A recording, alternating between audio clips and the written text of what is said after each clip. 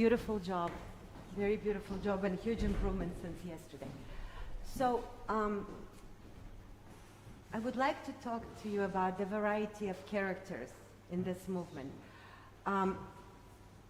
We kind of function the same way actors do, right? You know, there are 5 Shakespearean questions we're trying to answer. You know, for us, it's not that many. First, you ask yourself what, right? What is the character exactly? What are we depicting? And the second question should be why, right? Which you have to be able to answer conclusively.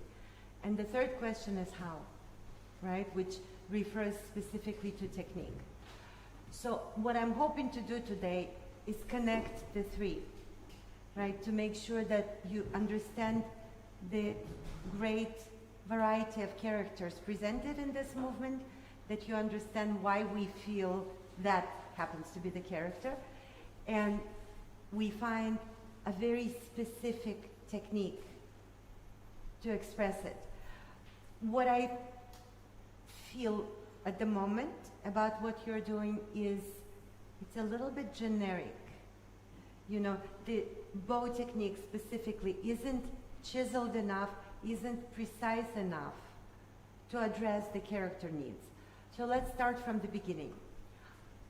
Give me one word that's going to accurately describe the character.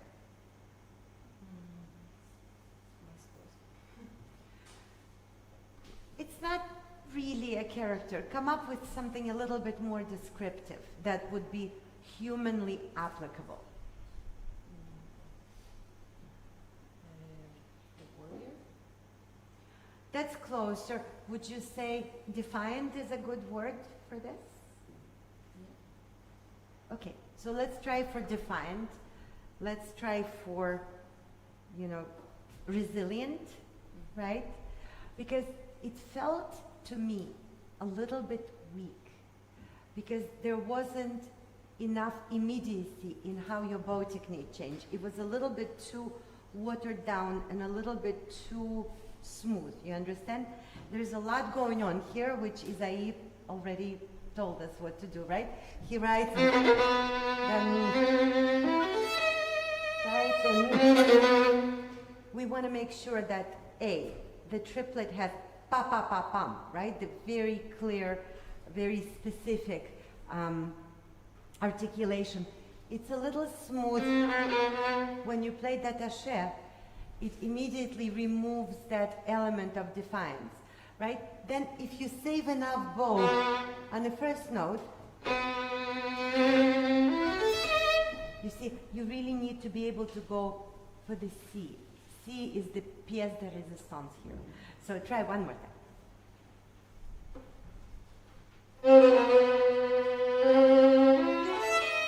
Yeah. So let's move away from using the wrist.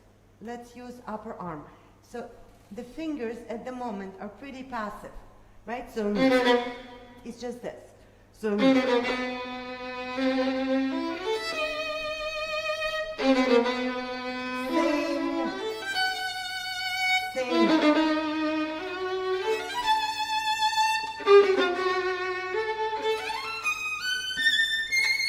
right? And so what keeps the bow glued to the string is the thumb. The thumb immediately moves from this position to that, right? We kind of lower it, and it turns the bow hair, makes it flat, makes the bow stick like a glue to the string. Try one more time.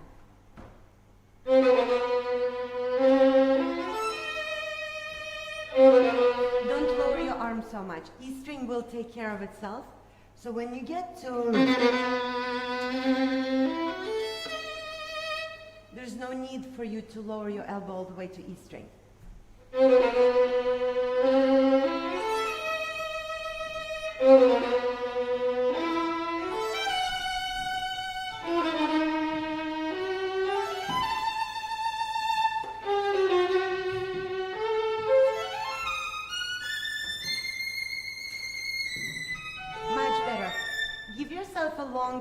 Runway here. So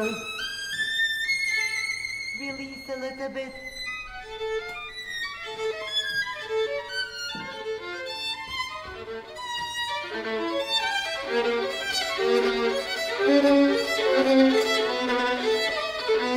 You see, it's that defiance, it returns once you get down. It's also safer, technically.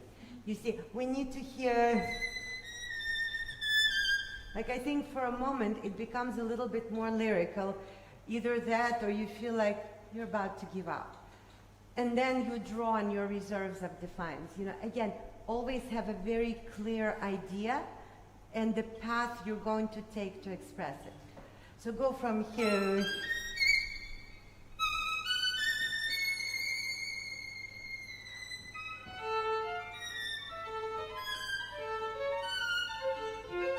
Crescendo. More.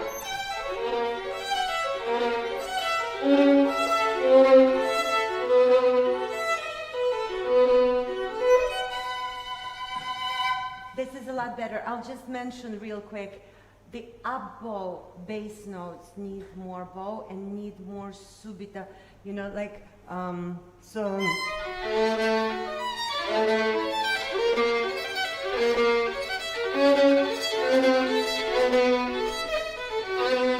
You know what I mean? You're so focused on a down bow. Let down bow bounce off of your up bow. You don't generate energy on down bow. You generate energy on up bow, and then you get both. Okay, so this is just a sort of a technical trick. Next section. There was a great variety of how you approach the chord technique, right? We're staying with that very defiant, very sort of a heroic character, if you will. I would recommend a couple of things.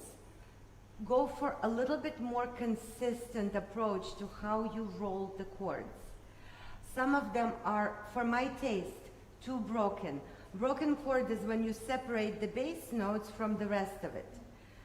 I wouldn't do that. I mean, sure, they're broken to extent, but you really do, you know, and there's no pulse in how you break them. So make sure you put them closer to the note, use less bow for them. And another practical advice from an older colleague, even if your chord is fortissimo, you still play lower voice as piano. It's not going to come out that way. Nobody's going to know what you're doing. But if you actually try to play every note in the chord loud, it's going to come out very rough. You know, so personally, I think of chords as simply connected pair of double stops, where we briefly have just the middle string in between. You see, so you play, that's the path we take, right? So the bass falls off, and we use the middle string to pivot towards the upper string. That gives you an opportunity to avoid roughness and to acquire a little bit more of a sense of pulse. You see, so.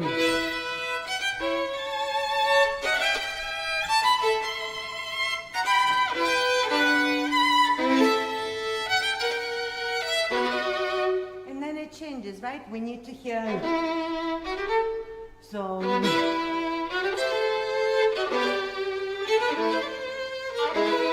I wouldn't spread them out quite so much. Again, for my taste, this is also personal. I realize that there's so many opinions, but what is more of a reality, not an opinion, is the voice we need to hear, right? It needs to be on the beat, and it needs to have a pulse, because rhythm has its own energy, right? So, dum, pa pa pam, has to be really exact. Yours gets diluted depending on what you do to roll the chord. You understand? Can we try one more time? I mean, obviously in this setting, I can't go deeper into the technique, but I think you understand, right? And avoid going to E string level. It takes you too far from, you know, where you should be.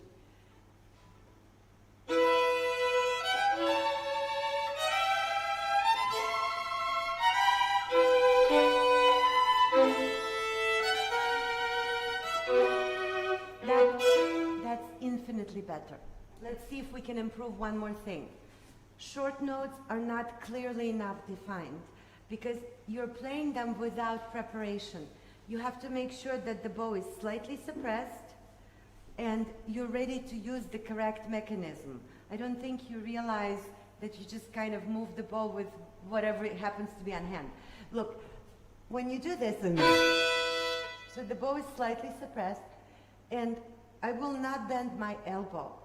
I will play from this joint right here, which gives me the stroke called détaché lancé. It's something that Isaac Stern used, and Schering used, and all the great 20th century violinists. It's like a hybrid stroke between marcato and détaché. It doesn't have the bite like martelet would, but it has the clarity, you see. So then, instead of, you see, if you play from the elbow, you get regular détaché, and it's too connected. So try and then pretend you're Pinocchio, and Carlo hasn't yet put the joint here, right? This is like all one piece, and you go, just use the whole arm right away. Look.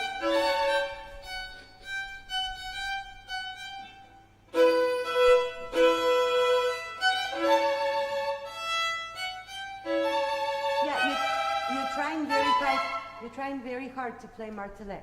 That's not what we're asking for. Suppress the stick. You see.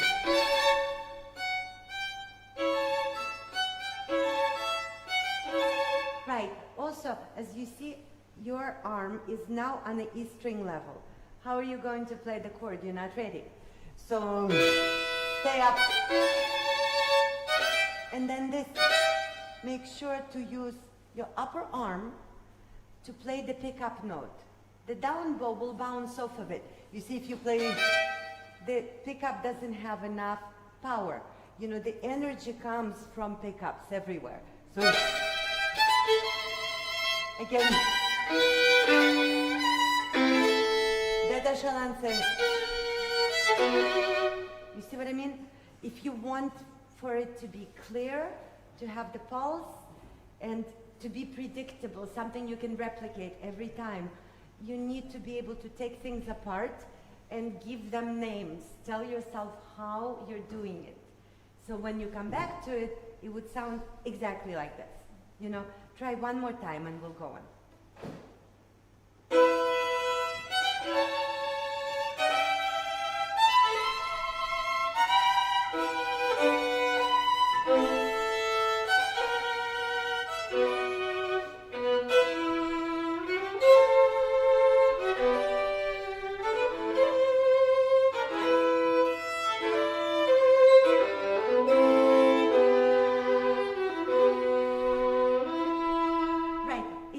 Better. I don't love the open E. I know Ysaÿe wrote it, but maybe you would consider,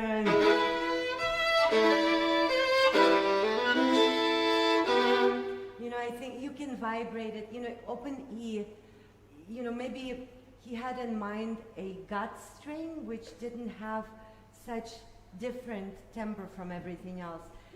Regardless, you know, something to think about. Now, let's talk about the place you just came to. So, to my mind, this is a drastic change of character. The defiance is gone. And so now, you know, we tried and, you know, you suddenly find yourself at a complete loss. You don't know what to do, you don't know where to go, and what you play here needs to reflect that. Why am I telling you this? Because I would like to introduce a slightly different bow technique from the one you were using. You see this?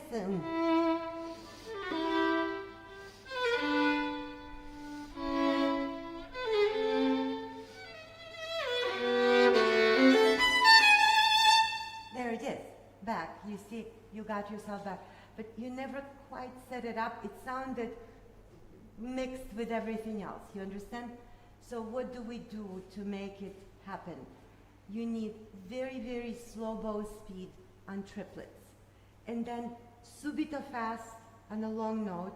And then get out of its way and let your arm just, the momentum will take over. You see, you're always very involved. You know, you keep working for every gesture you take. Sometimes it's not necessary. You set it up, you get it rolling, and then allow it to happen. That's how you would accomplish, expressing that particular, if you agree with the idea. Right? Can we go from here?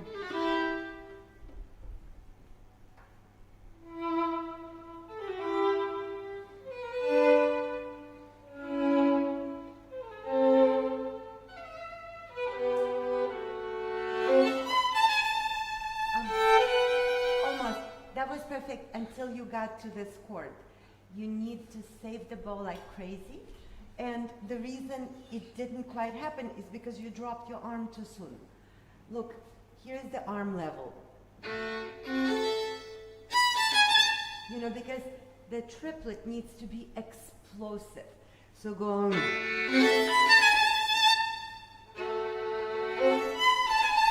That's better.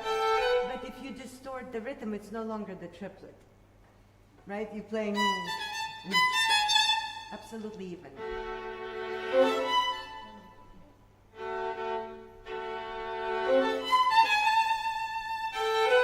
Better. So keep thinking about that. Let's skip a little bit. I would like to talk to you about this place here. It was a lot of notes. It wasn't clear to me which ones you love more than others, and which ones you consider the more important ones. There are some notes you could say are filler notes. Those are the ones that need to float a little bit more freely. The ones we consider really important, the melody notes, we sort of pull out of the texture and make sure that we deliver them to our audience on a silver platter so they don't get lost. So it helps to think like this. Play in two different tempos. One tempo for the melody, the other for the accompaniment, so we always have the pulse. You see, so you start.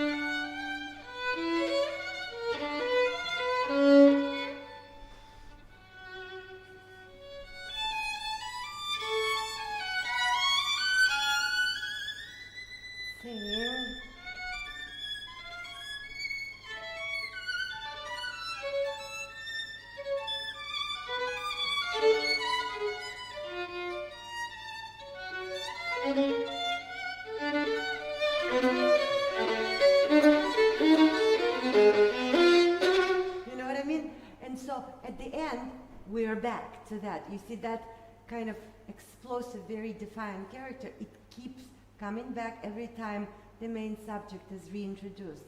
You see, but these in-between sections, they need to have such different worlds in them. You understand? But we need to know what to follow. Because I was listening to you very closely and I couldn't understand what's important to you here. Can you try one more time? So use both speeds. Very slow for the accompaniment and slightly faster, more tenuto for the rest.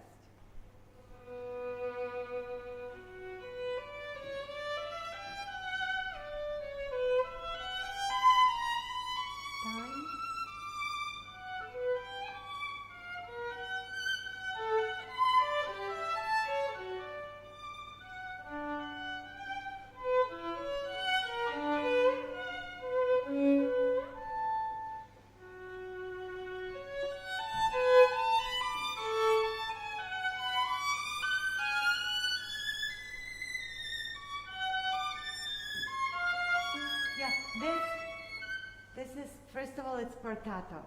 It sounds a little bit ya-ba-ba. So when we have string crossings, every new string you come to starts to behave like a trampoline. It's trying to reject your bow. So we do several things. One, we don't ever go to the E string level. E string is thin, it's going to speak no matter what you do. So you can trust that it's not the level you need to worry about. You need to worry about the level of D and A strings, which will immediately minimize your range of motion. It's very important. So in addition, filler notes. If you use slower bow speed, per square inch, the weight will be far greater, right? The slower you move, the heavier the bow becomes. The faster you move, the harder you have to work. Use laws of physics, you know, to produce energy for you. Don't use your own energy. Use the energy that's already there. You see, especially like right here, when you get a, that's a little bit sooner.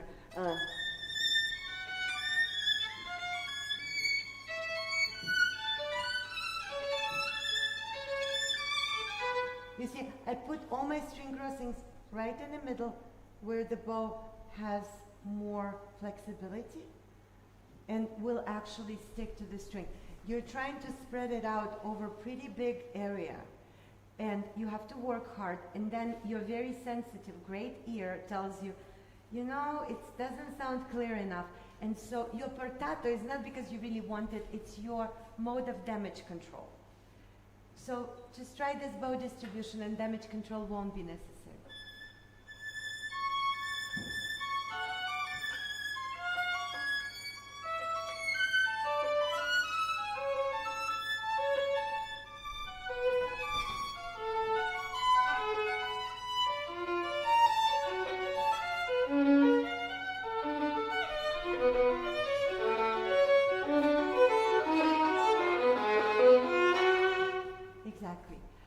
So keep working. I still detect a little bit of, you know, the attempt to emphasize every note with the hand. And let me just tell you one last thing, and unfortunately we have to stop. So, unlike the previous section, you know, you have a fugato, which this one needs to be very disciplined in terms of rhythm. But think of it this way. Imagine you are in a very dark cave. And it's so dark, you have no idea. Not only it's a cave, it's a labyrinth. And you're trying to find your way out. And so you feel your way in one direction, and you come into a dead end. And you feel your way in another direction, another dead end. And so that fugato, while it has to be disciplined in terms of rhythm, feel like you're adding more and more layers to make it sound more and more desperate, so that when that defiant character comes back, it will feel a little bit more logical, you know, because this section fell apart a little bit. You see, so this is you lost.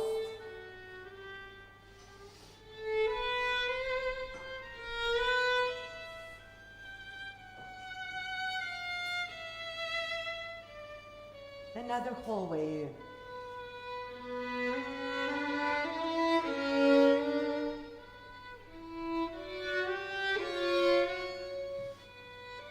Another one.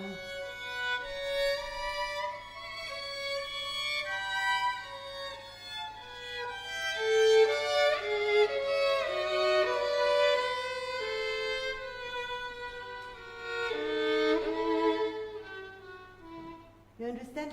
So we do nothing with rhythm, only with colors, quasi non-vibrato, you know, not to, don't overwarm it, because I think it needs to have this very still quality. I'm so sorry that the time is so short, but it's a great pleasure working with you.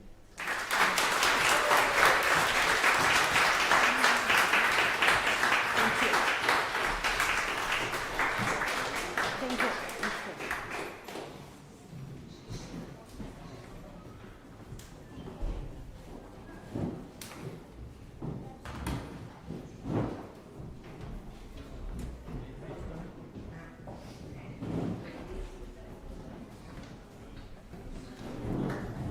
you.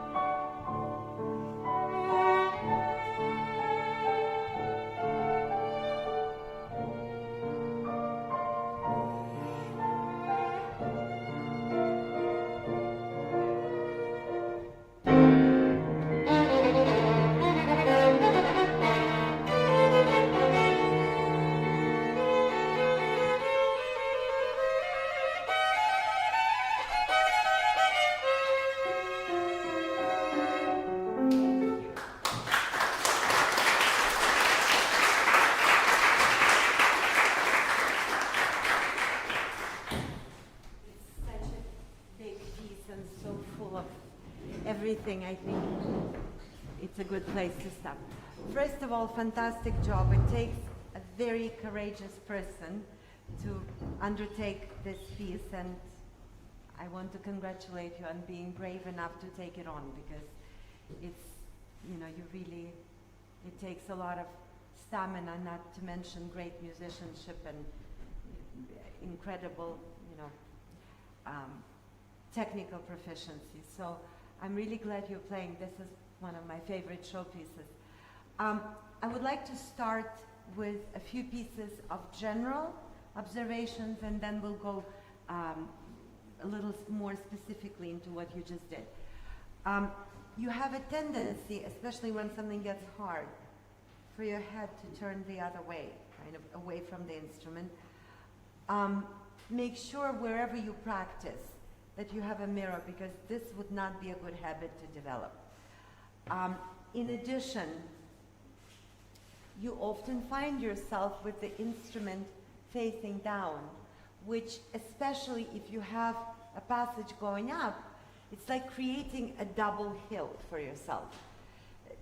You know, if you lift the violin, geographically speaking, you'd be going down. You know, but from the very first, your violin was kind of facing the floor, and you were climbing up a very steep hill very fast. You know, so those are some of the general things that I really hope that you can watch, because you're so phenomenally gifted. You know, it's, you know, those are really small details, small but very important. Yet another thing which is more of a general observation. You don't like starting from the string. And when you do, you're landing kind of like a helicopter, kind of. You don't need that. Prepare, you know, so ask yourself, what's the character? What's the tempo? What's the dynamics?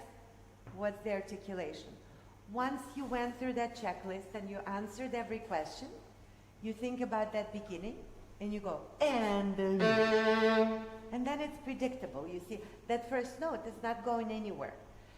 So that's one thing, right? Always, whenever you start the piece, whenever you start after a break, right, after any rest, you need to start with a little bit more care. Be your own conductor. Bring yourself in, you know, like, you know, not, you know, don't throw the bow vertically. So that's yet another more or less a general observation. And last but not least, you definitely have a habit of lifting the bow unnecessarily in the middle of passages where it becomes an impediment to what you're doing. Here in the beginning, for instance, so you're playing.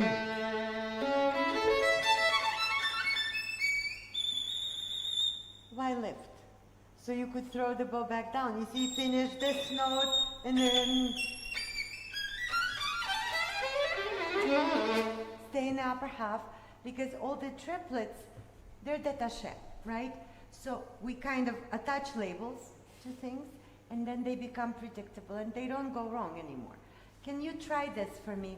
You know, so like, be a little bit more matter of fact. Don't worry about impressing anyone. We are already, each one of us here, very impressed.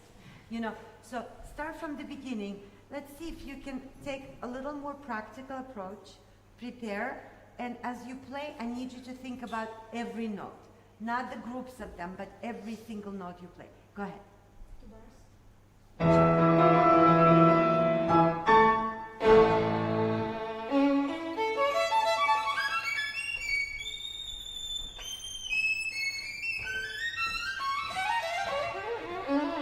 Do it again. I'll be your assistant.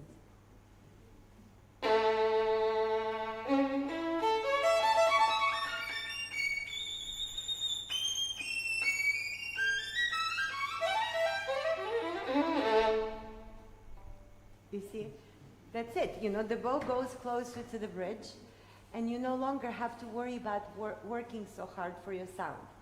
Now, you started the next thing kind of like this.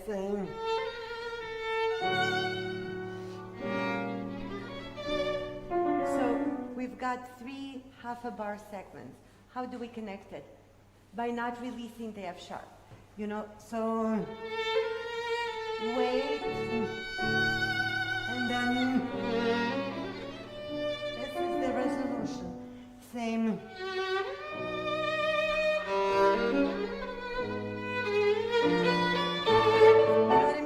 So you go down, you deliberately stay down so that when you go into da ya ba ba bum, it acquires a more explosive character, you see? Try one more time from the pickup.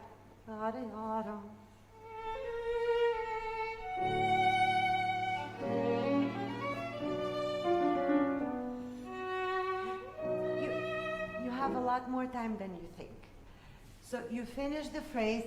I would recommend generating more resistance in the sound. For my taste, it's too lightweight. It sounds, listen, like you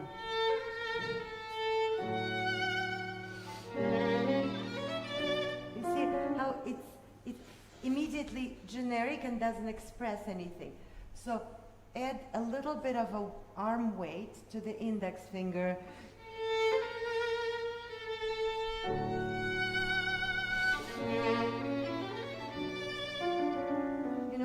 Slower bow speed, less bow, like really think if you should move as fast as you're moving.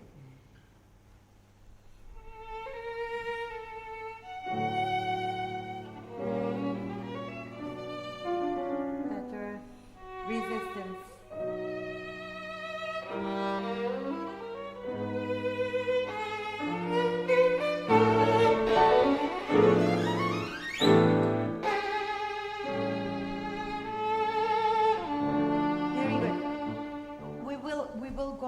Let me just mention those accents when you play. If you want it to be clean, never allow your index finger to fully release the stick. You see, because then the bow starts fidgeting between the notes and it makes noises. You know, you don't want, you hear that? But if you hold it down, right, it's never really fully released. And again, you know, we just talked about starting from the string. Don't go, you see, that's pretty rough. From the string, and then slow.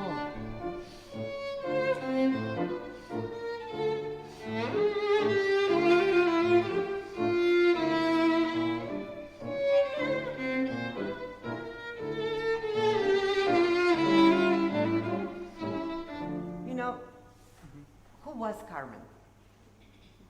She was not a very nice woman, right? So, you know, we're trying to keep it PG-13 here, you know, obviously. But she was not a very nice woman. She was a liar. She toyed with men's feelings. You know, she used her charm and seduction, you know, to eventually abandon them and hurt them, you know. So if you play with the bow speed as fast as it was, it dilutes your sound. You see, you want to create that very sneaky, very snaky, you know, very flexible sound that you would be the one controlling. You see what I mean? Try one more time. So let's start with that G sharp, which you will start from this string. And then try to create a lot of resistance in the sound so you could do things.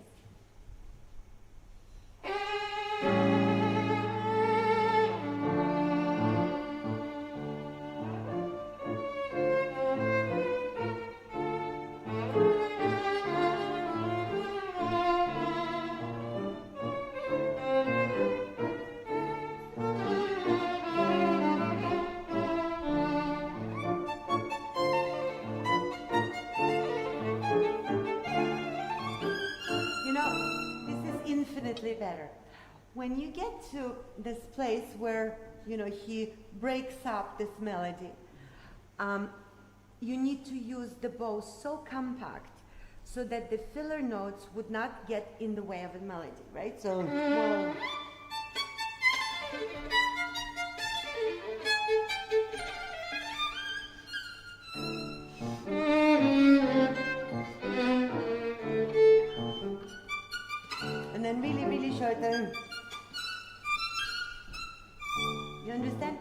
one more time.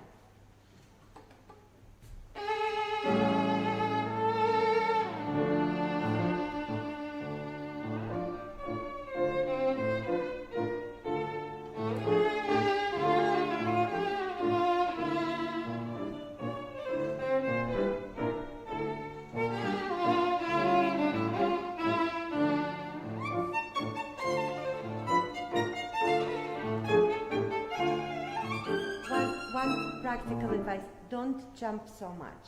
You know, this is more arm collé than spiccato. You see, when you go...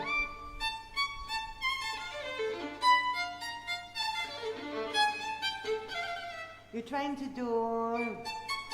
You see, regular spiccato doesn't have the same energy. In other words, we're closer to the string using faster bow speed. So then the next phrase, it fell apart a little bit because I could hear individual gestures you played and the note died and they died again. So how about you pull through the rest? The reason there is a rest in the first place is because it's opera. And if you were a singer, you would understand the need to breathe. It doesn't mean the phrase is over, right? So...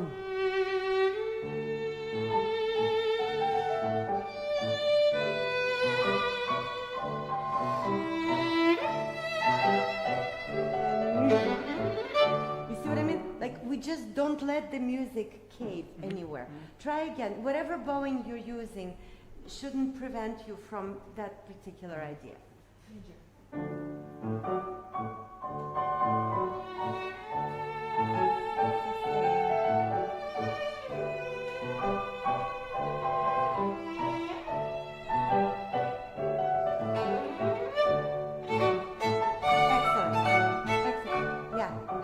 Excellent. This is really great. So next section. Same thing. Too much bow. Because of that, diluted articulation. Try instead, rely a little more on your upper arm. You're a little bit too dependent on a hand. And hand is not always helpful. So this is...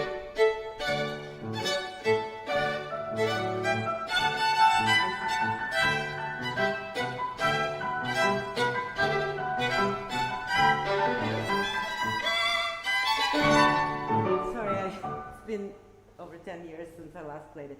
You understand, right? So a little bit more chiseled. Start from ta-dum, bum, bum. Let's go.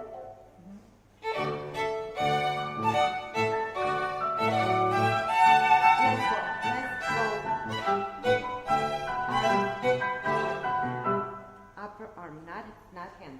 Try again.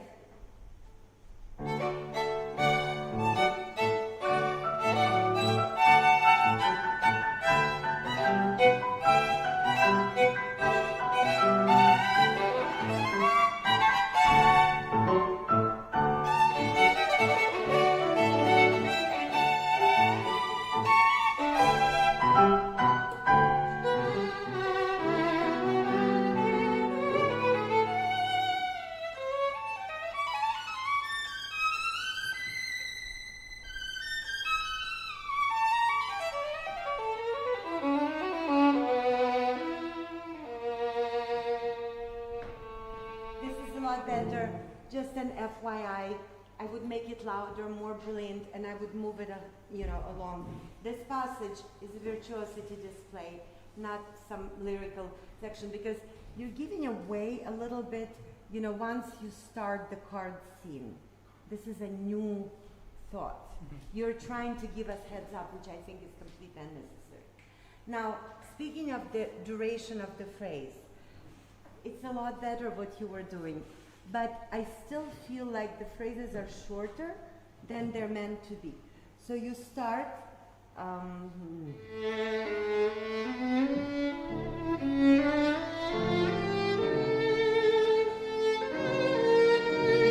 stop here.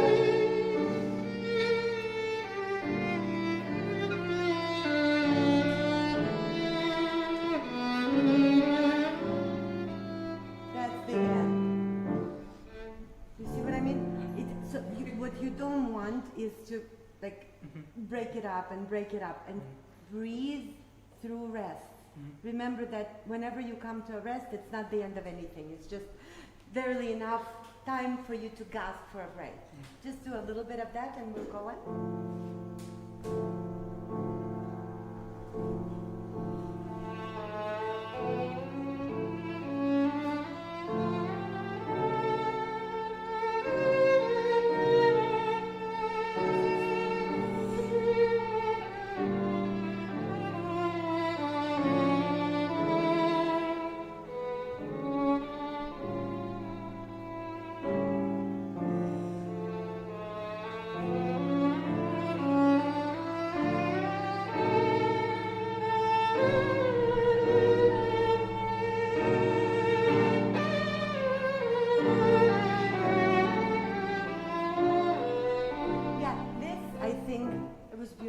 And thank you for lifting the violin. That was really perfect. So you got here.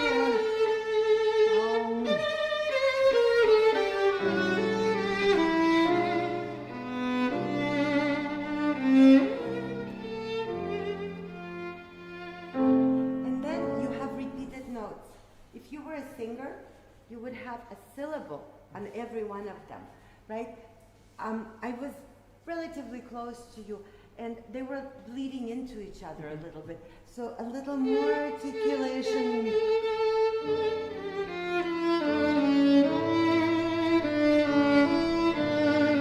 Don't stop so soon. Here, two.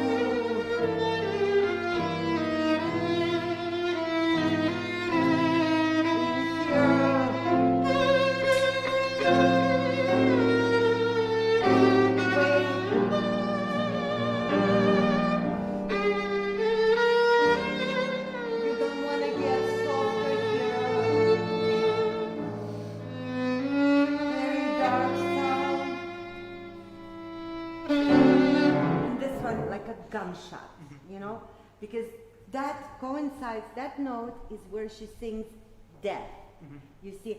So everyone needs to get goosebumps, you know, it has to be really explosive.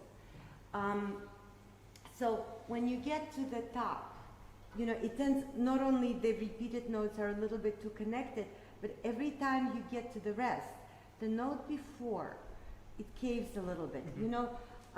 I have a lot of friends among singers, and they told me something which I always repeat to my students because I think it's extremely useful. When a singer needs to transition to a higher note, and by higher I mean anything wider than a third. The technique, you know, their instrument is inside, so they're switching from diaphragm to the throat. And vibrato acquires this really the kind of tension that wasn't there before. And it's a very complicated process for a singer to go, you know, up a wide interval. So the note before that interval would always need some additional time. I'm telling you this, this one example, when you play this way,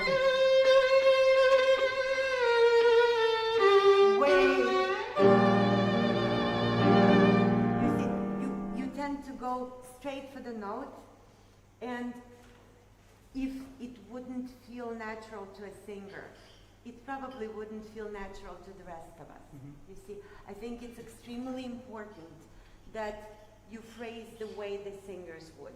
You know, so I know everybody tells you, well, you're playing Carmen, so you need to listen to the opera.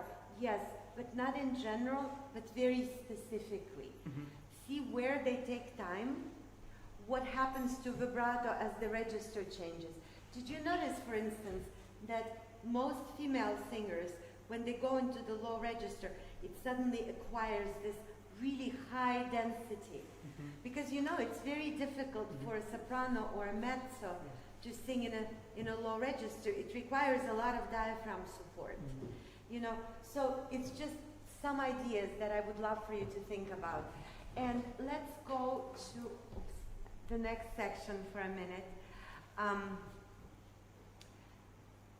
Specifically, you know, I'll just mention this. When you get here, keep the bow as short as you can.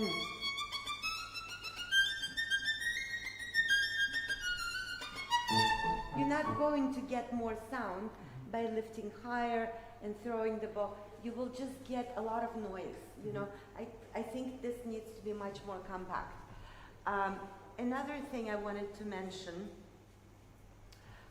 same thing, by the way, in fingered octaves. So you're playing, stay in the middle.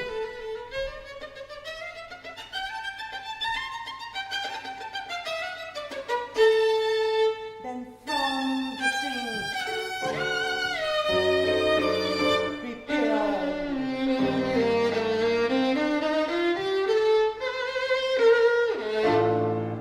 And so the G string would require you to roll the hair to this side, you know, to make sure that this side of the hair is on the string before you play that high note, otherwise it won't be clear enough. And last thing I wanted to mention, when you play this,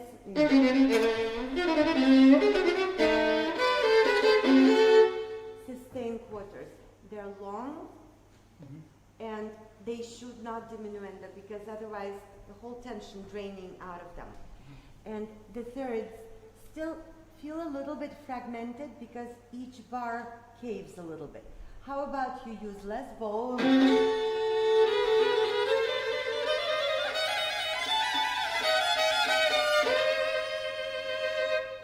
One bow right at the end, and you can slide into that note. Heifetz does, so maybe that's a good idea. You understand? And as we discussed, start slightly under tempo so that all we're doing, we're coming back to tempo, but it feels like, oh wow, he can go that fast. And last thing, it's détaché, correct? Best place to play détaché is right here. When you use center of gravity, right, where the bow would balance point, it starts shaking, and then you're very strong, so you try to suppress the stick to prevent it from happening. And so you get a sound, some kind of sound, but it sometimes isn't the kind of quality that you're capable of, you know. So I would advise, when you have things like that, especially with double stops, you want to go to the most stable part of the bow, which is here. Bravo, thank you so much for that.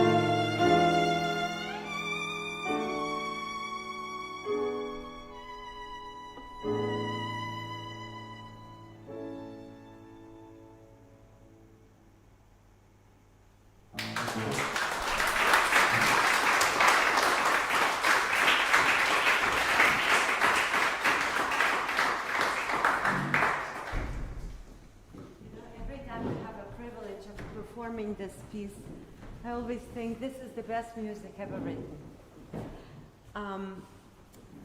My grandma used to tell me when I was little, you have to live every day of your life like it's your last. You have to be kind, you have to make sure that you did something, of which you could be proud. I'm going to rephrase that a little bit. You need to play every note like it's your last. And make sure you infuse it with everything you meant for it to mean to you. Why am I telling you this? It felt a little bit rushed. I feel that this particular story needs a lot more time to unfold. Also, you may remember from the lesson we discussed the differences in the beginning between piano part here and the piano part in a B section when it comes back. Here, you know, when you play one chord for the entire bar. When it comes back, there is a suggestion of a movement, of a more disciplined approach to rhythm. There's a chord on every beat, which changes everything. Our part looks the same, piano part looks completely different. So I would like to rebuild this movement and start it in a way that would be out of time, out of tempo, and that would let this story to unfold. Let this music come to you, don't chase it. Yulichka, do you mind if we start this together from the beginning? From the beginning. So may I ask you, when you play yum, da, dum, can you kind of hang those right hand notes so they're more spread out, like they're not even in tempo? Exactly. And then don't feel like you have to come in.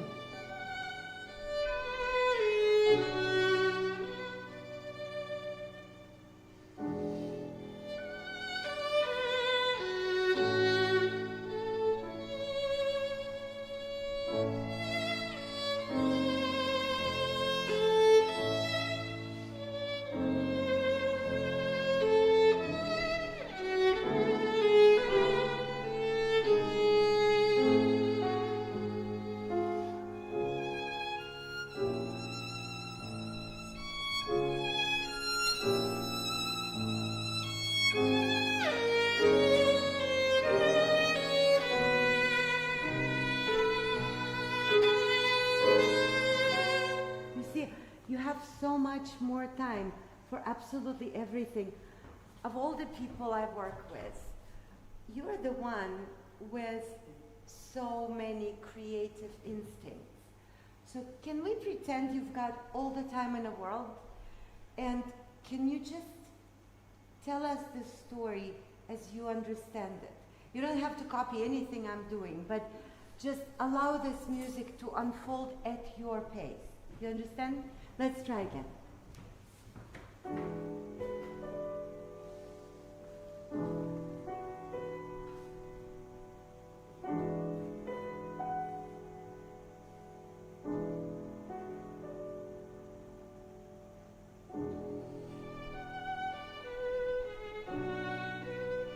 You're rushing through eights. Spend more time with them. You can't imagine how much more time there is actually. Hang on to all the eights. We can go right from where he comes in.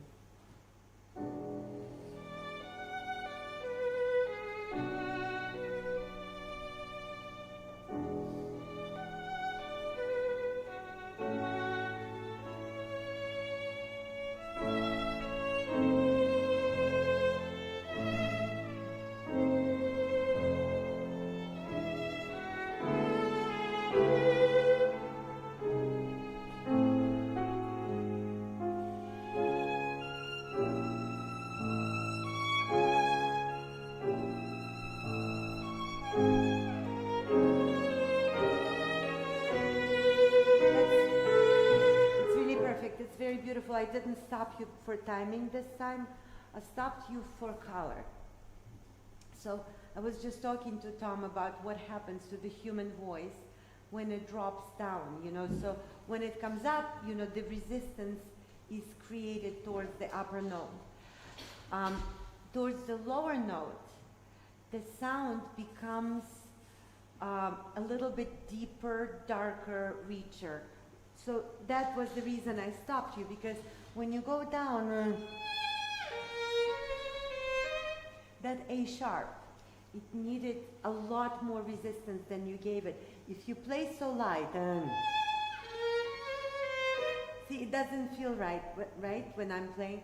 So can you start maybe a bar before that? Okay.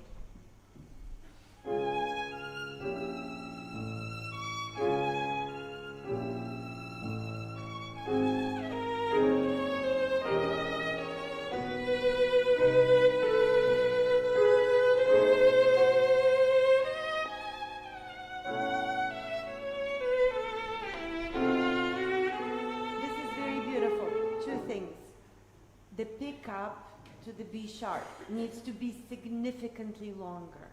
This is heads up for the rest of us that some seismic shift is coming. In addition, I feel like I lost you because when you went down, you also got softer, which broke up your phrase. So try instead, if you could sustain longer.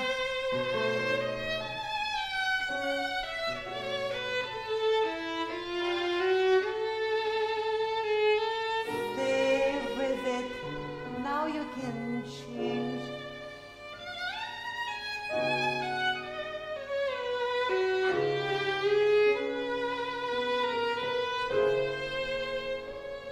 You understand?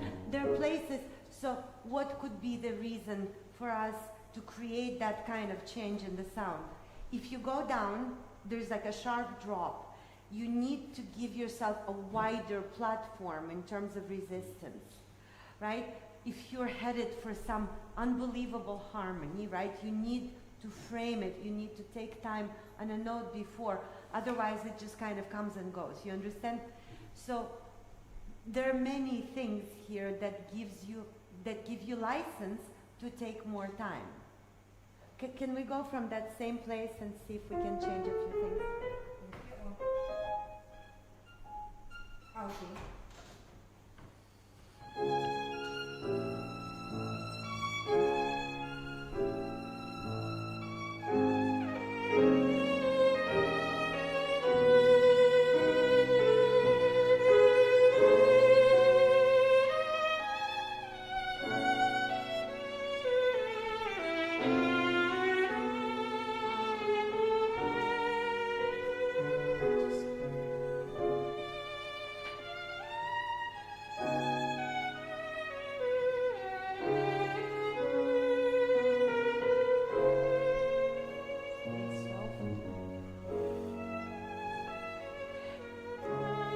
There's a pretty big broken chord in piano. Do you know what happens there? So you hold this and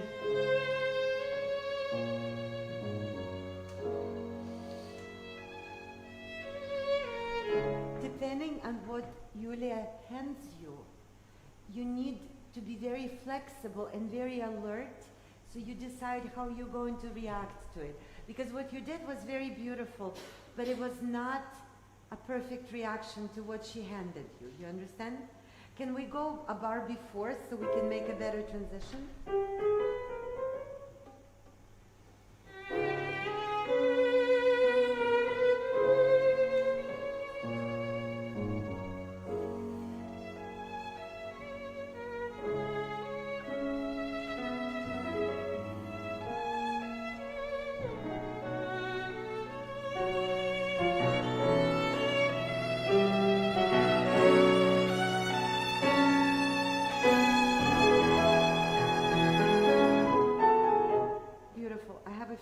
To say about this ending. So, one technical advice. You start here, right? So the violin is slightly tilted. Go to the left. Go up. Right, the E string, your bow needs to go directly above the string. Because if you fold in on me like a Swiss Army knife, then we have a problem, you know, because you would be approaching the string from the side. In addition, consider generating intensity in your sound first with left hand and then with the bow, because you start using a lot of bow very quickly, and then you kind of, get stuck. You don't have very far to go. So when you start this faster vibrato, even faster, now you can really open up your sound. You see what I mean? So, go louder in stages and prepare the geometry, right? What happens to the violin, what happens to the bow. Can we do from like last 4 bars or so, wherever is convenient? Right.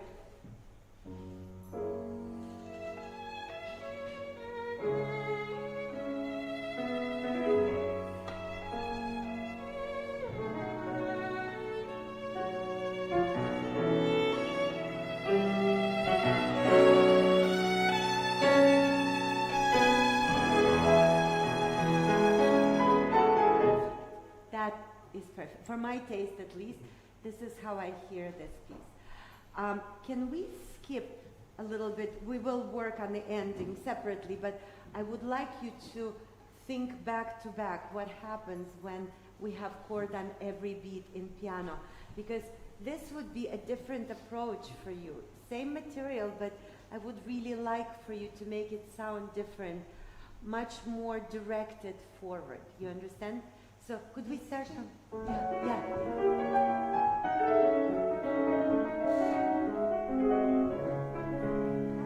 That would be enough. 2 bars.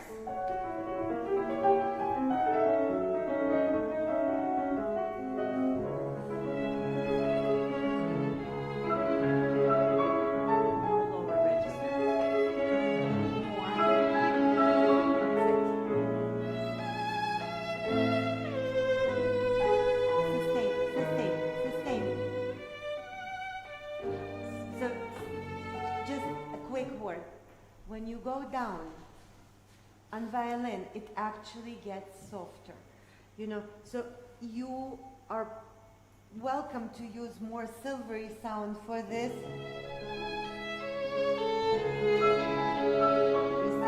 Resistance. Even more. Stay loud.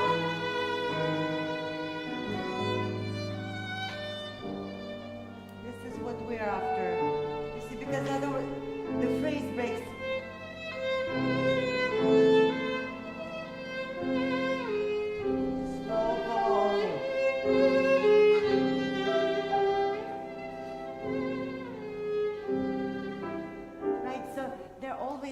Special gestures, so you need to think how you approach them, because you have really fantastic ideas, and individual gestures and some devices you use are simply spectacular. They're just not always prepared correctly and not always framed the right way. Can we do this again? So make sure that you listen to piano part while you're playing your long B. There is a great drama going on in your partner's part, so stay really alert. Same.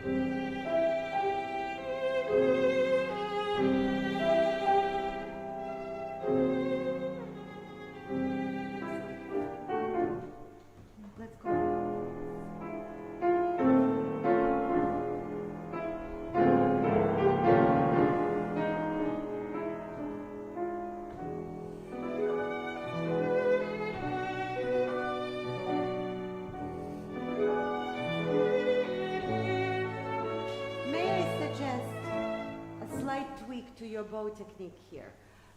You have a beautiful legato. It sounded really fantastic, but I think you will get a little more clarity and it will be easier to give it a feel of moving forward. If you start with slightly slower bow speed and you allow your eighths to use even slower bow. You see, we did sort of almost the opposite in the beginning, right? We really savored the eighths. We pulled them to the surface. We want this to be more flowy. So we do.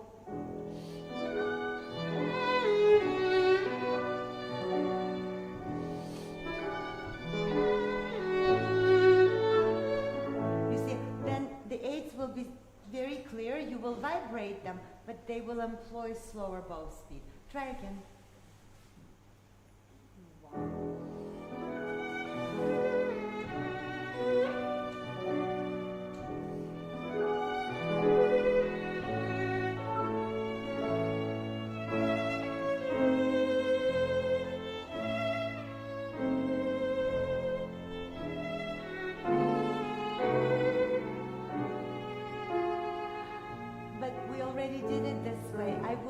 Slow down here anymore. We already know this tune. However, I would create more resistance towards the low F sharp. D string in lower positions tends to sound very dull unless we do something about it. So when you're done with this,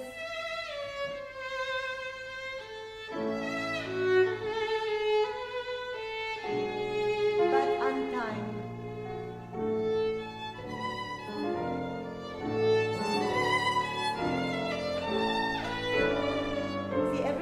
Drop a seventh. Whatever is on the bottom needs to have more resistance. Go ahead. Yes.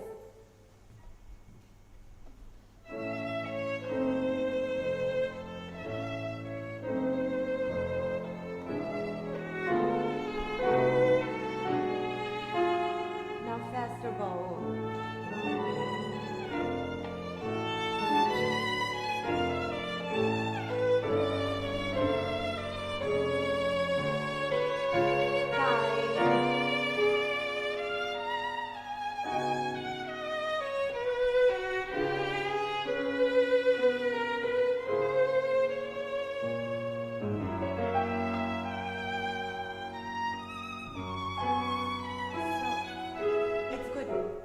Actually, believe it or not, the sound is too resistant for my taste. I would make it more vulnerable. I would rely more on bow speed than on resistance. You see, because if you play, it's just more of the same. Try this.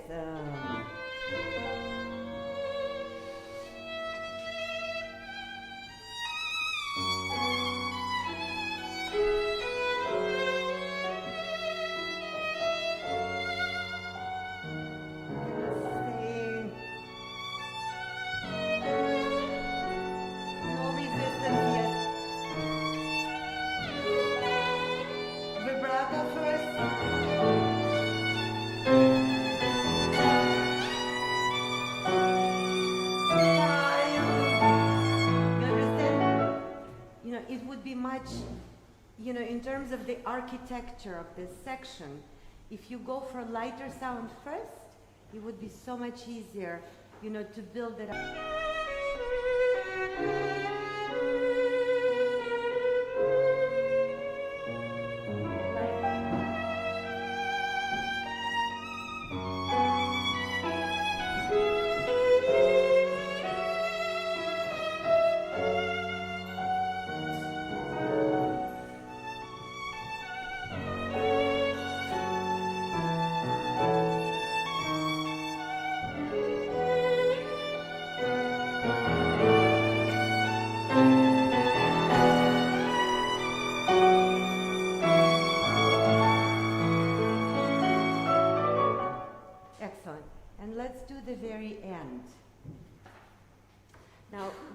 Once again, don't play groups of notes, play individual notes.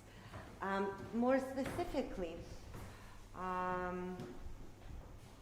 when you get to this section, this is like a postscript in a letter, right? You're done with the letter, you write love, Yahli, and then you forgot to say something important, but that something important is something that already happened, something you cannot change. It's a fait accompli, and you're just stating the fact, and it's not a happy news. You see, so when you get to this way,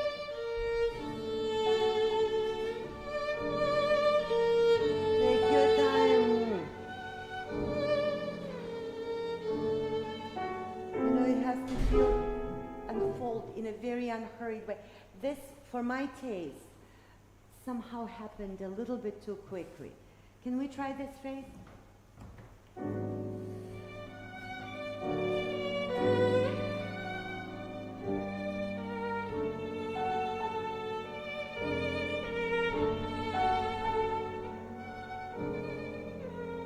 Just don't stop the bow.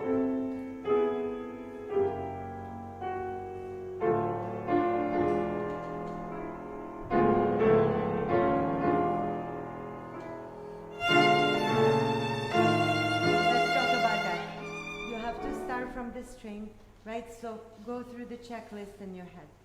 Character, dynamics, articulation, right? So still loud.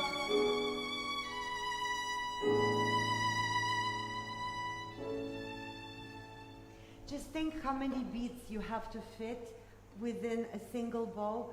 You don't need to deliberately get softer. You will get softer. It will happen by itself, but keep the intensity until the end, so it feels like an exhale, you know, like, okay, I'm giving up, you know? Try again. This is the last phrase. Yes.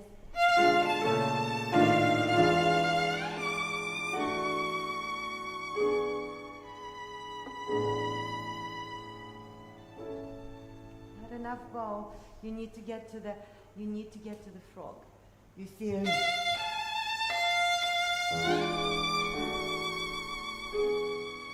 Long note, another long note. You know, it's always better to have a reserve on how much bow you have left, rather than find yourself at the tip and say, oh, oops, I don't have any more left. You understand? Very beautiful. Thank you so much for coming.